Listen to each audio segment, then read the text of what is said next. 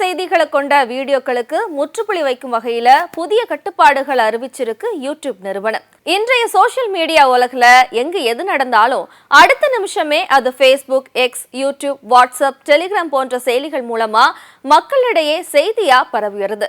அவ்வாறு வேகமா பரவும் செய்திகள்ல பல போலி செய்திகளும் உண்மையான செய்திகளை போலவே மக்களிடையே பரவி சமூகத்துல பல அசம்பாவிதங்களுக்கு வழிவகுத்து வந்துட்டு இருக்கு. தவறான தகவல்களை கொண்ட யூடியூப் வீடியோக்கள் பல சர்ச்சைகளை ஏற்படுத்தி வருவதால அதற்கு கட்டுப்பாடுகள் அவசியம்னு கோரிக்கைகளும் எழுந்திருக்கு.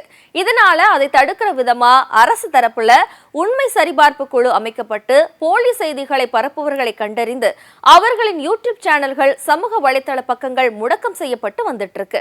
அதன்படி தவறான தகவல் கொண்ட தலைப்புகள், புகைப்படங்கள் கொண்ட வீடியோக்கள் உடனடியாக நீக்கப்படும்னு யூடியூப் நிறுவனம் தெரிவிச்சிருக்கு. மேலும் இது போன்ற வீடியோக்களுக்கு எச்சரிக்கை அளிக்கும் போது அதனை மாற்றிக்கொள்ளவும் வாய்ப்புகள் வழங்கப்படும் என யூடியூப் நிறுவனம் வெளியிட்டுள்ள அறிவிப்புல தெரிவிக்கப்பட்டிருக்கு.